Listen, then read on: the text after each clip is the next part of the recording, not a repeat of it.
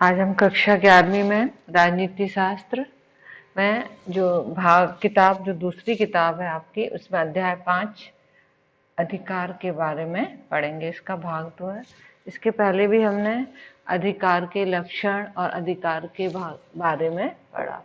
अब हम पढ़ते हैं अधिकारों का वर्गीकरण कि किस प्रकार अधिकारों को विभिन्न स्तरों पर बांटा गया है और समय और परिस्थिति के साथ ही हमारे अधिकारों में बदलाव होता है। कुछ अधिकार ऐसे होते हैं कि एक निश्चित उनको हम वर्ग बना रखकर किसी अन्य वर्ग में भी रख सकते हैं। तो ये अधिकारों को मेन 3 भागों में बांटा गया है: प्राकृतिक अधिकार, नैतिक अधिकार और कानूनी अधिकार। अब इसके बाद जो हमने वैसे पूर्व में आपको प्राकृतिक और नैतिक का अर्थ बताया था, मोरल। उसके बाद जो कानूनी अधिकार है उसको भी हम 3 भागों में बांट सकते हैं। सामाजिक अधिकार होता है, राजनीतिक और मौलिक। तो इस प्रकार हम इनके बारे में थोड़ा सा विस्तार पूर्वक पढ़ेंगे। तो ये अधिकारों का वर्गीकरण बता दिया है, 3 प्रकार के होते हैं और जो कानूनी अधिकार है वो भी 3 प्रकार का होता है। अब हम पढ़ेंगे, इनका विस्तृत रूप से पढ़ेंगे। प्राकृतिक अधिकार क्या है? प्राकृतिक अधिकार को किसी व्यक्ति को इन अधिकारों से वंचित नहीं किया जा सकता। जैसे ही मानव का जन्म होता है और ये अधिकार उसके साथ उपलब्ध हो जाते हैं और इन्हीं अधिकारों से वो अपना क्या कर सकता है? सर्वोत्तम विकास कर सकता है। ये अधिकार समाज व राज्य के आगमन के पूर्व के हैं। तो इन अधिकारों को कोई भी उनसे छुड़ा नहीं सकता है, ना समाज ना राज्य छुड़ा सकता है। और लेविथियम ने कहा भी है कि तुम दूसरों के लिए वही करो जैसा तुम उनसे अपने लिए चाहते हो। तो इस प्रकार ये प्राकृतिक अधिकार जीवन के स्वाभाविक हैं और आवश्यक हैं, इसलिए इन्हें हम क्या बोलते हैं? प्राकृतिक अधिकार। दूसरा है नैतिक अधिकार। नैतिक अधिकार वे हैं जिससे हम कभी समाज में जो नैतिकता रहती है और व्यक्ति का जो नैतिक आचरण होता है उससे संबंधित होते हैं।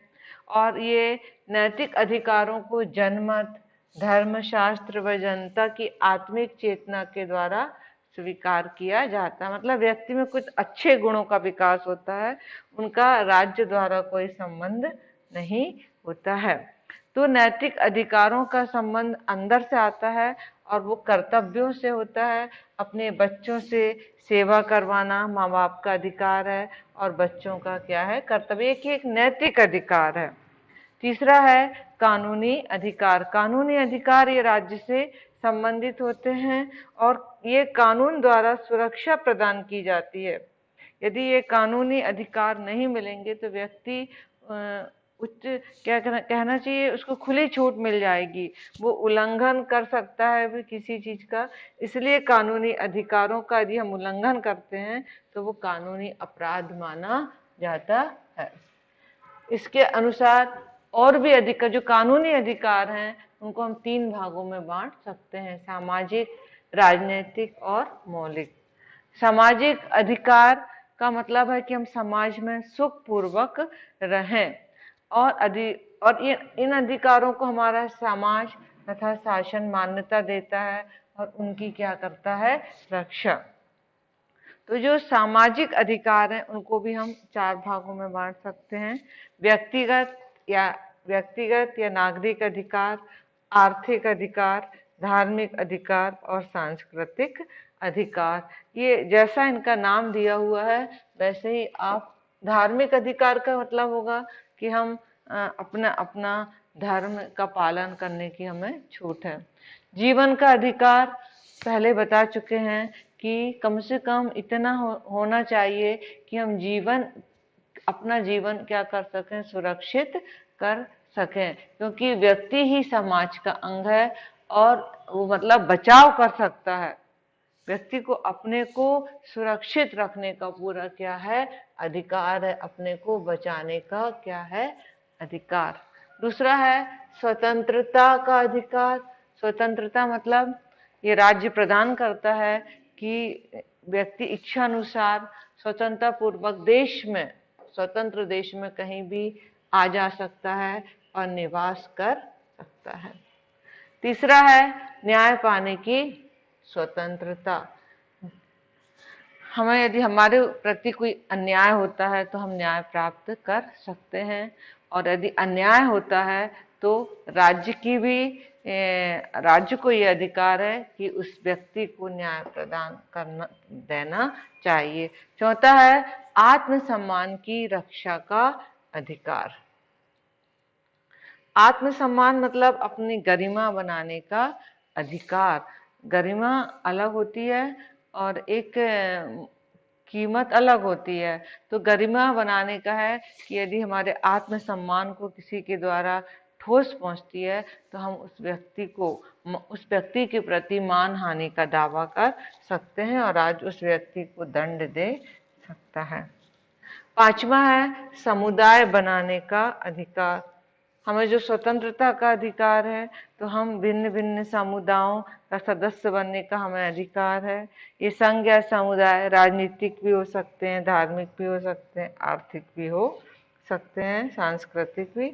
आपने देखा कितने सांस्कृतिक क्लब बनते हैं, तो इनमें कोई वो नहीं है कि आपको कोई रोक सकता है। इसके बाद जो छठवां हमारा अधिकार होगा वो है सभा करने का अधिकार। आप देखते हो ना कि हमें कोई यदि सभी नागरिकों को समाज में कोई बात पहुंचानी है, कोई विशेष बात पर हमें जनता को आकर्षित करना है तो हम सभा कर सकते हैं। सातवां है विचार और अभिव्यक्ति का आधार। ये भी आप पढ़ चुके हो कि हम अपने विचारों को लिखित माध्यम से, भाषण के माध्यम में और प्रेस के माध्यम से हम व्यक्त कर सकते हैं। ये था आपका सामाजिक अधिकार जो कि खत्म हो गया। इसको 4 भागों में बांटा गया, 3 भागों में। अब है आर्थिक अधिकार।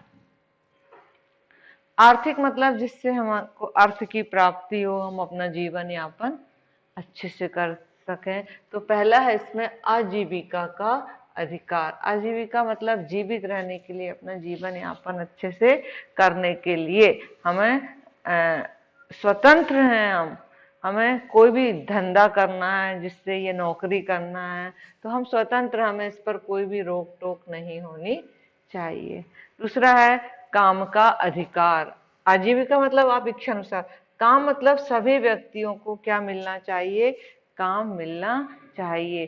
काम के अधिकार से क्या होती है, व्यक्ति की गरिमा बनी रहती है, व्यक्ति का सम्मान होता है। यदि वो कार्य नहीं करता है तो वो स्वयं और उसका परिवार अपराध बोध से ग्रस्त हो सकता है।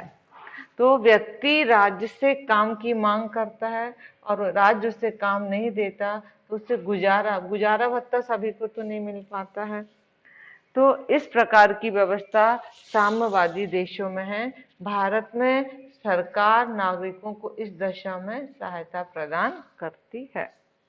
फिर है जो काम भी करते हैं, जैसे मजदूर लोग हैं, तो उनको कम से कम इतनी मजदूरी मिल सके कि वो अपना दैनिक जीवन की आवश्यकता की पूर्ति कर सके, मतलब जिससे किसी का आर्थिक शोषण ना हो।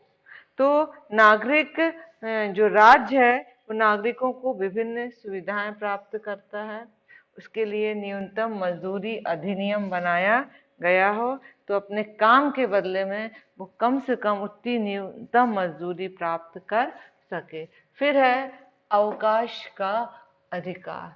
अवकाश मतलब कि आप लगातार काम करेंगे तो आपके शरीर पर बुरा प्रभाव पड़ेगा। तो हमें जैसे अपने भारत में अधिकतर संडे को छुट्टी दी जाती है, तो काम के जो घंटे हैं, काम की दशा, उसमें सुधार किया जाता है और प्रत्येक नागरिक को साप्ताहिक अवकाश और वर्ष के अर्जित अवकाश की भी क्या की गई है, व्यवस्था की गई है। मेडिकल लीव की व्यवस्था तो है ही, साथ में साप्ताहिक अवकाश मतलब सप्ताह में 1 दिन का अवकाश देने की भी व्यवस्था है। फिर है आर्थिक सुरक्षा का अधिकार। जैसे जो वृद्ध हैं, किसी विशेष बीमारी से हैं, विकलांग हैं, या जिनका कोई नहीं है, तो उनके लिए भी आर्थिक सुरक्षा का अधिकार दिया गया है। जैसे निःशुल्क चिकित्सा पेंशन, विकलांग पेंशन, ये सब व्यक्तियों को अपने देश से, अपने राज्य से प्राप्त होती है। अब हमारा तीसरा है धार्मिक अधिकार।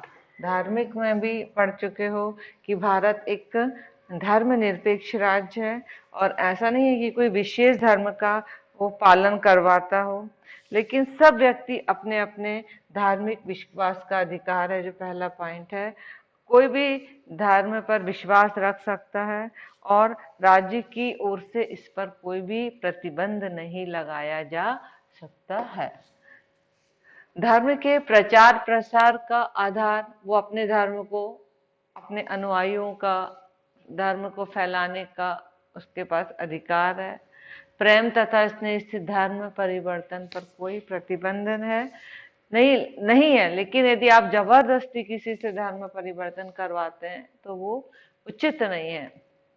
तो जो धर्म प्रचारक हैं वो शांतिपूर्ण सम्मेलन भी कर सकते हैं। पूजा करने का अधिकार, अपने अपने धर्म और विश्वास के अनुसार अपने इष्ट देवता को पूजा करने का अधिकार प्राप्त है, और यदि वो धर्म के मामले में रुचि लेता है तो उसे सहयोग भी कर सकते हैं, लेकिन राज्य किसी धर्म को विशेष महत्व नहीं देता है। फिर है अगला सांस्कृतिक अधिकार।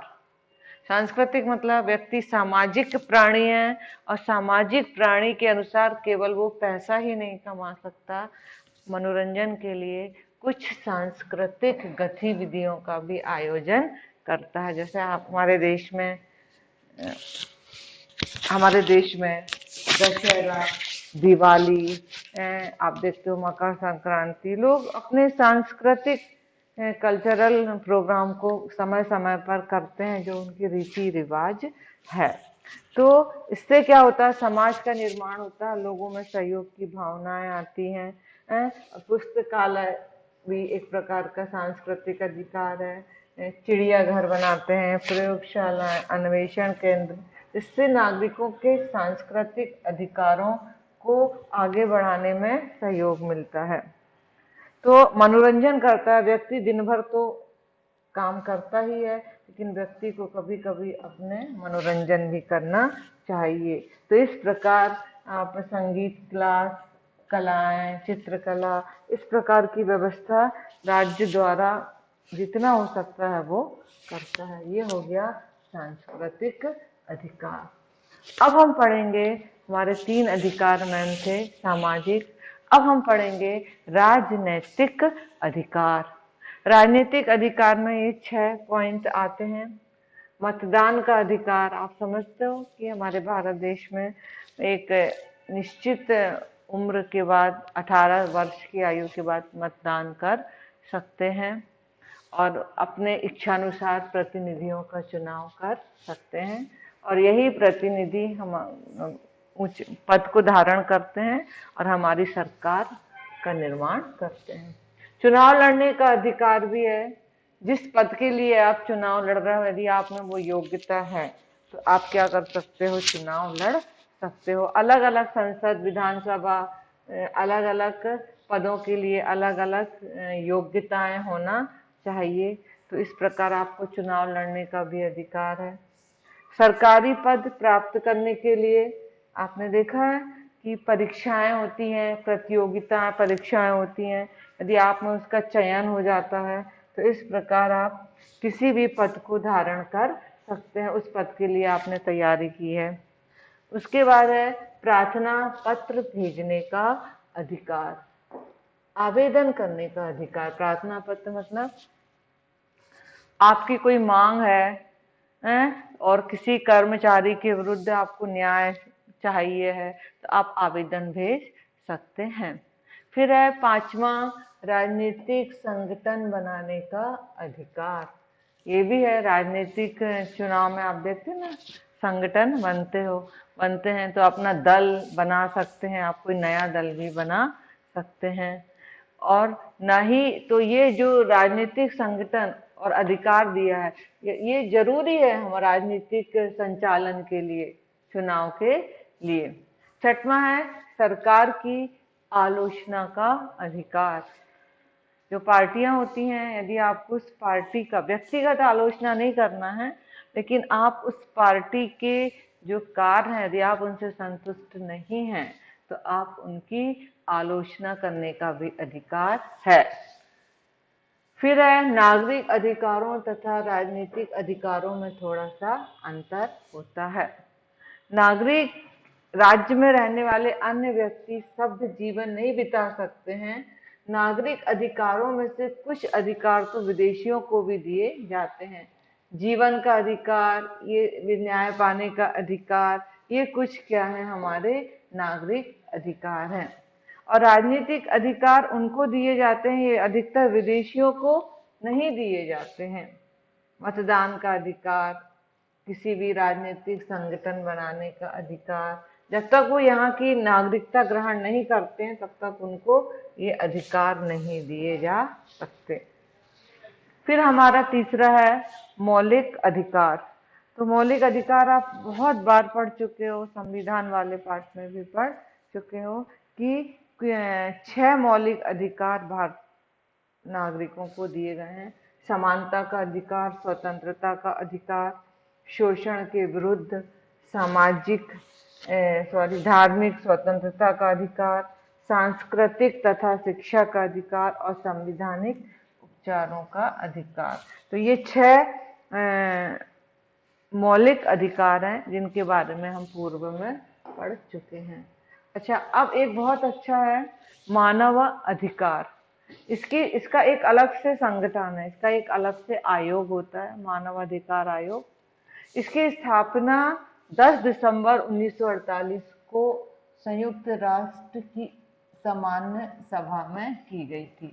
ये हमेशा सन पूछते हैं कि मानव अधिकार जो आयोग बना वो कब से लागू किया गया, तो ये 10 दिसंबर 1948 से किया गया।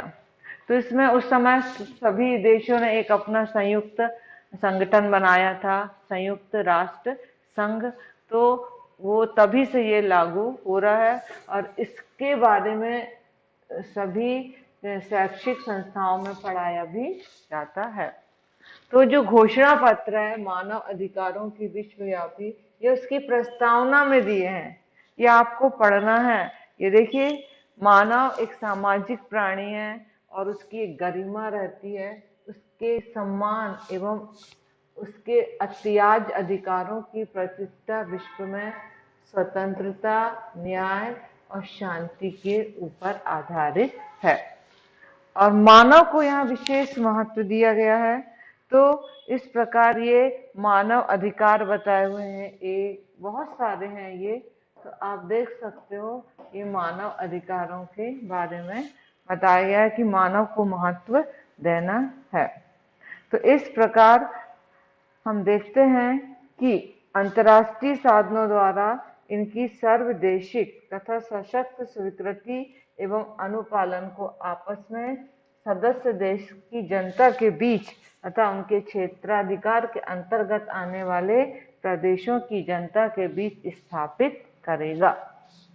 ये जो संयुक्त राष्ट्र संघ है, इसका अंग है महासभा, इनके द्वारा ये घोषणा पत्र और ये मानव अधिकार का प्रेषण किया गया।